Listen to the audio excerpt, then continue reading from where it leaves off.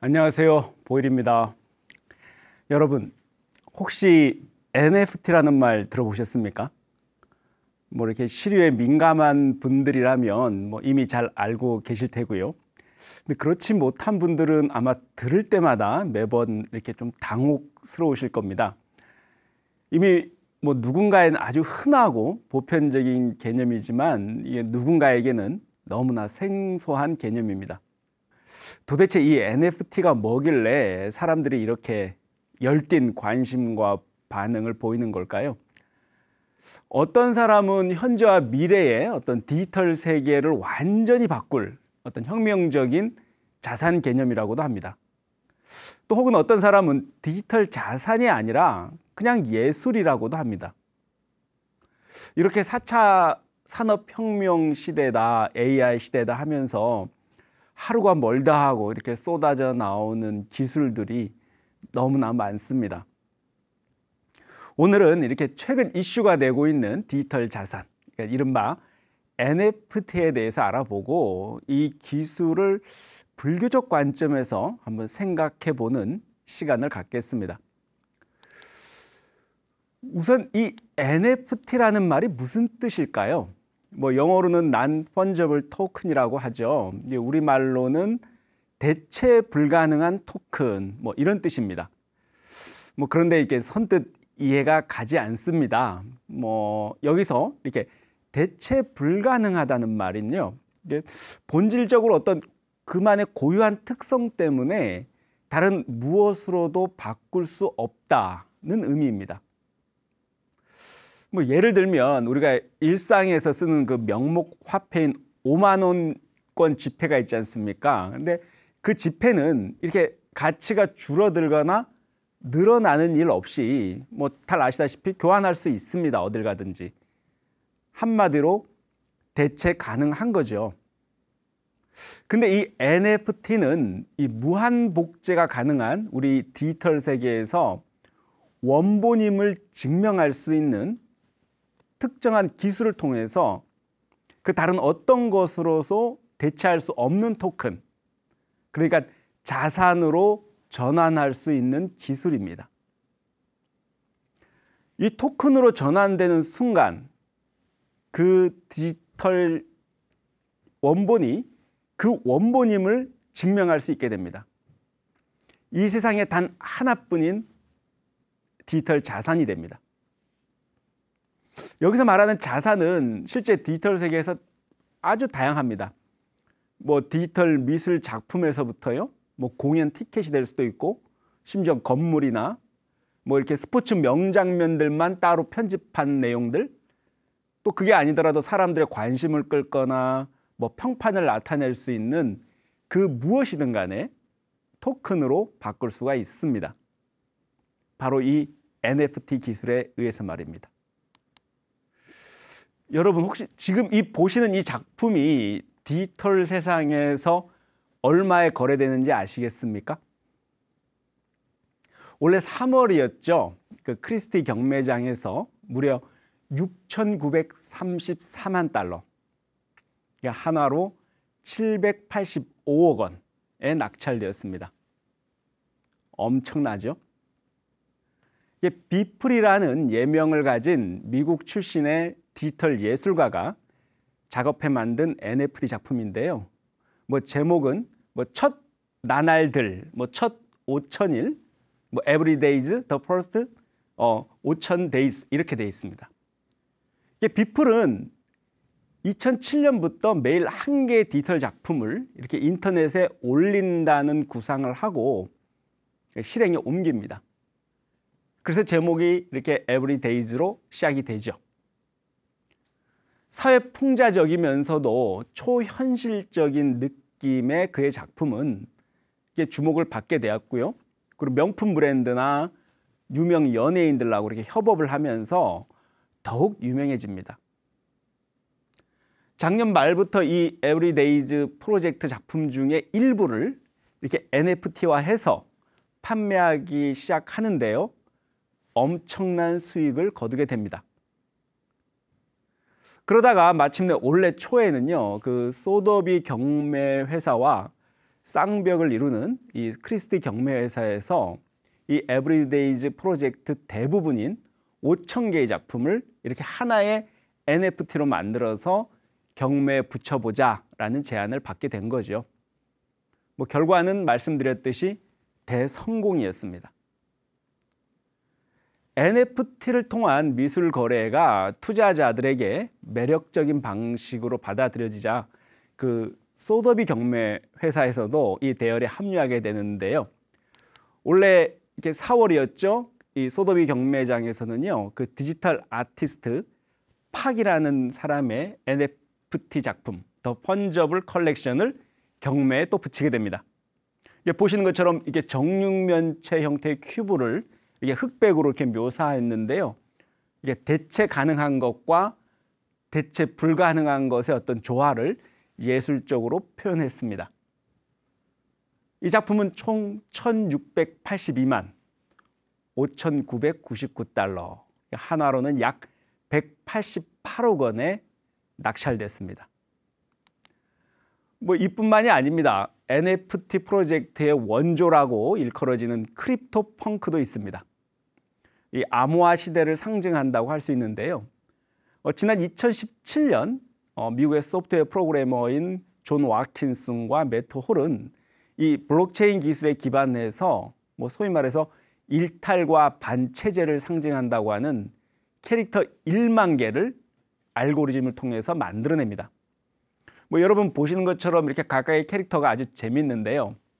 이러한 캐릭터가 한 1만 개가 됩니다. 이 1만 개의 캐릭터 중에는 보시는 것처럼 뭐 인간뿐만 아니고요. 뭐 좀비 펑크, 뭐 원숭이 펑크, 외계인 펑크 등 이렇게 각양각색의 펑크들이 있습니다. 뭐 외계인 펑크는 이 중에서 9개밖에 되지 않는다 그러니까요. 그 희소성이 있겠죠. 그래서 그 희소성을 인정받습니다. 따라서 희소성이 있으면 거래 가격도 이 희소성에 따라서 달라지게 되죠. 예를 들면 이 특이한 9개의 외계인 펑크 중에서도요. 이렇게 마스크를 한 이른바 코로나 외계인 펑크는 올해 6월에 그 소더비 경매에서 무려 1,180만 달러, 그러니까 하나로 약 140억 원에 낙찰됐습니다. 이외에도 매우 특별하고 다양한 NFT들이 있습니다. 이 순간에도 지금도 NFT들은 만들어지고 있고요. 거래되고 있습니다. 이러한 변화가 생기니까 이렇게 전체 미술 시장은 작년부터 뭐 급속도로 좀 팽창하기 시작하고 있고요. NFT를 통한 미술품 거래량도 급증하고 있습니다. 첨단 기술이 가장 보수적인 시장이라고 평가받는 이렇게 미술 시장마저도 빠른 속도로 변화시키고 있는 셈입니다. 뭐 그렇다고 해서 이 NFT가 이렇게 미술에만 국한된 기술은 아닙니다. 이렇게 다양한 영역에서 발행되고 있는데요. 뭐 우리한테 친숙한 예로는 지난 그 이세돌 구단이 그 인공지능 알파고를 상대로 이겼던 그 제4대국, 그 네 번째 대국을 NFT화해서 발행이 됐습니다. 그리고 뭐 미국에서는 뭐 프로농구 NBA 스타, 유명 스타죠. 르브론 제임스의 골 장면 동영상을 NFT로 카드로 만들어서 발행하기도 합니다. 그리고 뭐 요즘에는 국내에서도 뭐 방탄소년단 같은 그 인기 K-팝 그룹 소속사들이 팬덤이 있으니까요. 이 팬덤을 상대로 해서 다양한 NFT 상품을 발행하기도 합니다.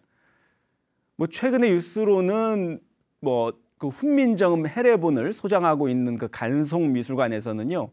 그 훈민정음 해례본 NFT 100개를 이렇게 한정판으로 이렇게 만들어서 발행하기도 했습니다. 뭐 개당 1억 원에 판매하기로 했다는데요. 이처럼 NFT 기술은 단순히 기술 영역을 넘어서 하나의 문화 현상으로 변모해가고 있습니다. 사실 NFT는 이렇게 간단한 개념이 아닙니다. 왜냐하면 뭐 여러분들 이전에 제가 쭉 강연해 드렸지만 그 4차 산업혁명 시대의 핵심 기술 중에 하나인 그 블록체인이라고 있지 않습니까? 그리고 그 블록체인과 메타버스 속에서 작동하는 기술이기 때문입니다. 즉 이 블록체인과 메타버스에 대한 어떤 최소한의 이해 정도는 필요하다는 뜻입니다. 예전에 말씀드렸듯이 이 블록체인은 한마디로 디지털 신뢰 구조입니다. 마치 사슬로 서로를 이렇게 꽁꽁 묶어 놓은 것처럼 말입니다. 블록체인은 그 사슬하고 사슬 사이에 어떠한 커다란 매듭, 즉 어떤 중앙 통제 장치나 기관을 필요로 하지 않습니다. 뭐 예를 들면 정부나 뭐 대형 중앙 은행을 필요로 하지 않는다는 얘기죠. 왜냐하면 이 블록체인 기술은 이용자 모두의 컴퓨터에 이렇게 분산돼서 각각 저장되어 있기 때문입니다.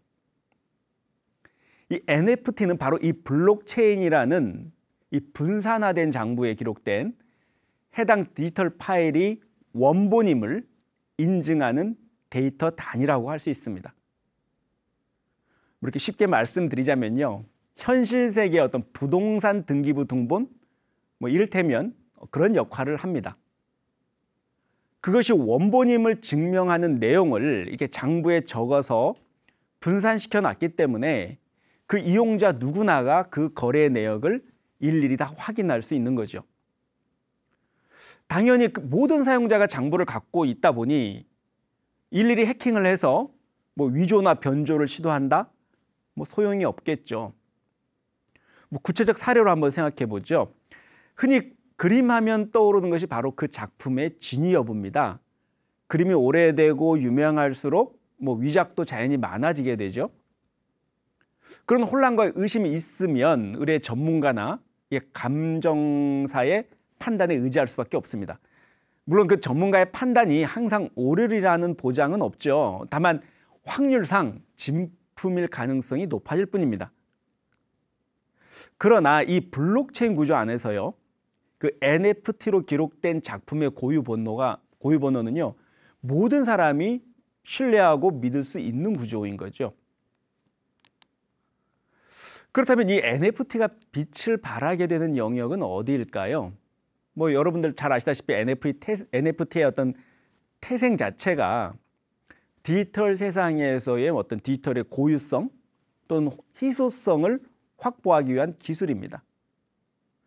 따라서 이 NFT라는 물고기가 마음껏 헤엄쳐 놓을 수 있는 디지털 세상이 제격인데요, 바로 메타버스입니다. 메타버스에서도 현실 세계처럼 안전한 경제 활동을 바라게 되는 것은 당연합니다. 아무리 가상세계라고 해도 뭐 누군가는 그 공간 안에서 열심히 일을 하고 창작을 하죠.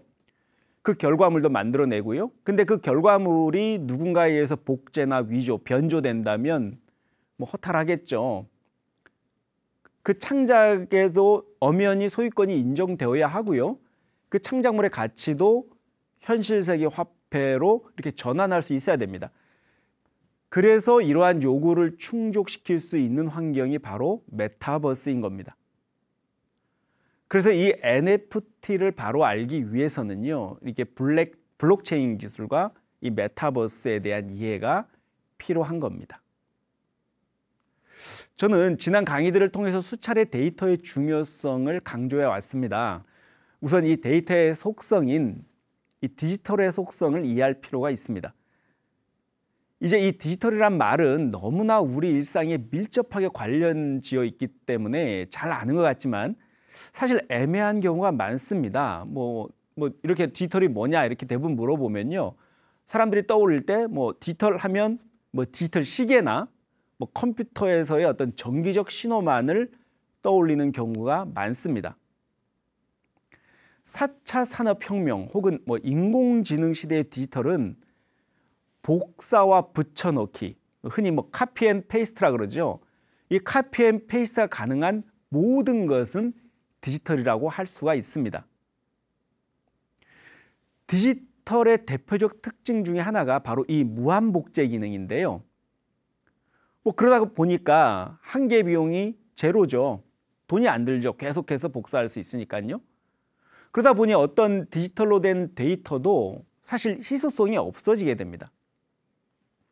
그 희소성이 없다는 얘기는 가치가 없다는 것이죠. 그 가치가 없으니까 거래나 판매의 대상이 될 수 없습니다.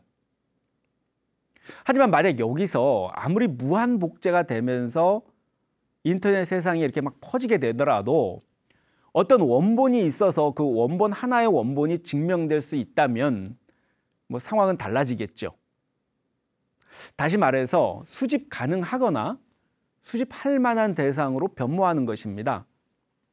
즉 거래가 가능해지게 되고 뭐 거래가 가능하다면 거래가 있는 곳에 자본이 집중되죠.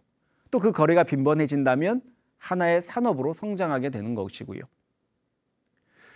결국 이 NFT는 이 블록체인이 등장하면서 새로운 형태의 신뢰 구조가 구축되었기 때문에 그 기술을 바탕으로 이 NFT가 자산화할 수 있게끔 하는 기술인 겁니다. 이 기술은 세상에 아무리 동일한 작품이 이렇게 많이 돌아다녀도요, NFT로 되어 있는 소유권을 가진 사람만이 진정한 권리를 주장할 수 있습니다. 뭐 다시 말해서 감상하는 것은 자유인데 이 소유까지는 양보할 수 없다. 뭐 이런 얘기죠. 그래서 블록체인이 이렇게 하나의 산업으로 성장하기 전에는 뭐 이런 뭐 디지털 자산이라고 해봐야 사람들의 관심을 끌 수 없었던 겁니다. 그러니까 단순히 세상에 없던 NFT가 이렇게 갑자기 혼자 등장한 게 아니라요. 새로운 시대의 새로운 기술과 이렇게 맞물리면서 전례 없는 사회 현상을 만들어내고 있습니다. 뭐 예를 들면 일종의 모든 거에 디지털상의 직거래가 가능해집니다. 뭐 중간 이익을 챙길 갤러리가 사라지는 상황인 거죠. 이렇게 작가가 뭔가 그림을 그리거나 창작물을 만들어내면 바로 수집가가 직접 매입을 합니다.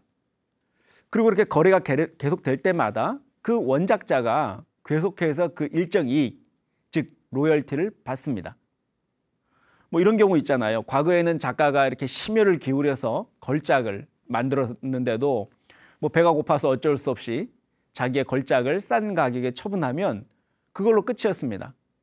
뭐 이후에 아무리 억울하고 뭐 하소연해봐도 소용이 없죠. 하지만 이렇게 NFT화가 되면 거래가 생길 때마다 일정 비율로 그 보상을 그 창작자가 계속해서 받을 수 있기 때문에 그 빈번한 수익을 통해서 그 창작자의 가치를 인정받을 수 있습니다. 그러니까 그 일종의 수집가나 매입하는 그 사람과 창작자 간의 어떤 유대 관계도 한층 강해질 수밖에 없죠. 그리고 그 과정에서 그 거래 내역이 모두 다 기록되기 때문에 모두가 열람 가능하고요. 또 그 중간 소유자가 누군지도 확인할 수 있습니다. 이처럼 NFT 기술은 새로운 형태의 자본과 새로운 형태의 예술이 만난 것입니다. 예술도 계속 변화하고 있습니다. 이게 소수의 엘리트 예술가들이 아니라 그 비주류 예술가들의 기회도 훨씬 많아질 것입니다. 그렇다면 NFT 기술이 이렇게 장점만 있을까요? 그렇지 않습니다. NFT 기술은 여러 가지 문제가 있습니다. 뭐 우선 무엇보다도 여러분 잘 아시듯이 투기적 성격입니다. 말씀드렸듯이 작년 2020년과 올해 사이에 NFT 시장은 무려 약 100배가 넘는 폭발적 성장을 보여주었습니다. 즉 시장의 성장 속도가 빠른 만큼 그 빠른 시간 안에 큰 돈을 벌려고 하는 투기성 자본이 NFT 시장으로 집중되고 있습니다. 뭐 물론 여러분들 이름만 들어도 알만한 대기업들의 시장 투자도 한몫했죠. 그리고 사회적으로 문제가 되고 있는 그 암호화폐의 투기성 문제가 이 NFT에도 그대로 이어지고 있습니다. 그리고 두 번째는 환경 문제입니다. 아무래도 이 NFT 기술이 아까 말씀드렸듯이 블록체인 기술에 의존하고 있기 때문에요. 그 블록체인을 가동하기 위한 에너지 사용 과정에서 그 이산화탄소 배출을 피할 수 없습니다. 이 환경운동가들은 이것을 그 NFT의 탄소 발자국이라고 규정하고요. 지금도 반대의 목소리를 높이고 있습니다. 그리고 세 번째는 NFT 기술의 법적 지위의 문제입니다. 이게 법적으로 NFT에 대한 소유권과 그 NFT를 발행할 수 있게 만든 원천 자산에 대한 저작권은 서로 다르죠. 그래서 별도의 명시적 조항이 없는 한 이 특정한 NFT 소유권이 거래를 통해서 이전되더라도 원천 창작물에 대한 저작권은 원작자의 것입니다. 그럼에도 이 기술이 활용되게 되면서 이렇게 발생하게 될 어떤 각각의 구체적 분쟁 상황들에 대한 어떤 법적 한계는 모호한 측면이 많죠. 한마디로 저작권과 소유권이 분리된다고 하더라도요, 그 원천 창작물에 대해서 어느 정도의 권리를 이 NFT 소유자가 행사할 수 있을지에 대한 애매한 문제가 발생할 수 있습니다.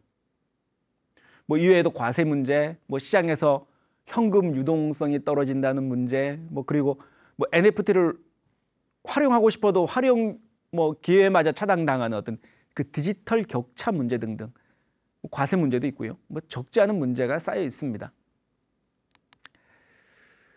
여러분, 혹시 이전에 그 인공지능과 예술편을 제가 강연하면서 소개한 그 마르셀 듀샹이 이 변기에다 사인해서 내놓은 샘이라는 작품 기억하시나요? 워낙 유명한 작품이니까 이렇게 다들 아시리라 생각합니다. 흔히 사람들에게 이렇게 예술이라고 불리우고 그 예술이라는 가치와 권위를 지니기 위해서는요, 일반적으로 특정 전문가 집단의 평가와 심사를 통해 어떤 인정을 받는 과정이 자연스레 진행됩니다. 듀샹은 이 작품을 통해서 이런 관계성의 문제에 반문을 제시합니다. 예술이라는 것이 그 자체로서 절대적인 어떤 예술적 가치를 가진다기보다는 보는 자에 의해서, 관객에 의해서 주관적인 의미와 가치가 부여된다고 하는 거죠. 이 변기에서 아름다움을 보든 더러움을 보든 그것은 관객의 시선과 마음일 뿐입니다. 다시 말해 무엇이든 처음부터 그것이 예술인 것이 아니라 그것에 이름 붙이기 나름인 것입니다. 여러분 잘 아시는 김춘수의 시 꽃이라는 시에서처럼요, 내가 그의 이름을 불러주기 전에는 그는 다만 하나의 몸짓에 지나지 않았다. 이런 것이라고 할 수 있죠. 금강경에서도 찾아볼 수 있습니다. 부처님께서 묻죠. 수보리여, 보살이라고 이름할 만한 그 어떤 법이 있는가? 수보리가 대답합니다. 참으로 그렇지 않습니다. 보살이라고 이름할 만한 그 어떤 법도 없습니다. 이 대답에 의해서 부처님께서는 설하기를 열애가 설하기를 일체법은 자아가 없다고 설하신 것이라고 이게 덧붙여서 설법합니다. 모든 것에 구체적, 확정적이거나 고정적 실체는 없다는 얘기죠.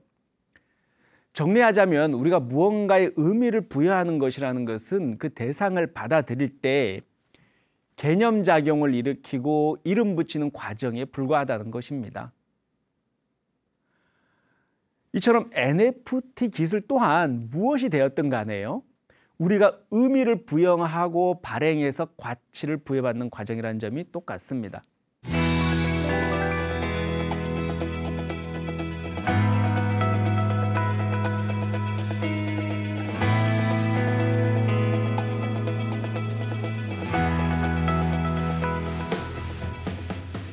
이 NFT 자체가 태생적으로 원래 자산이기 때문에 자산인 것이 아니라요, 우리가 이름화해서 자산이라고 부르는 겁니다.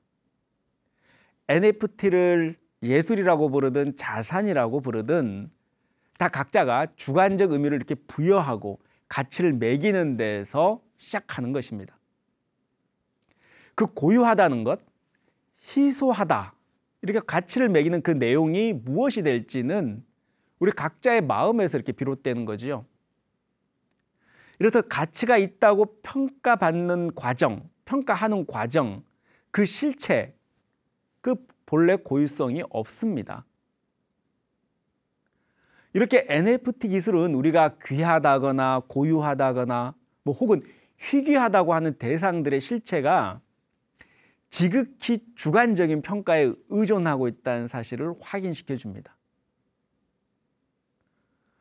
결국 우리가 현실 세계에서 집착하는 이른바 실물엔 돈의 실체도 한번 의심해 볼 필요가 있지 않을까요? 그 무엇이든 우리를 속박하게 하거나 우리가 집착하게 하는 대상이 있다면 항상 의심해 볼 일입니다. 오늘 강연 함께 해주셔서 감사합니다. 성불하십시오.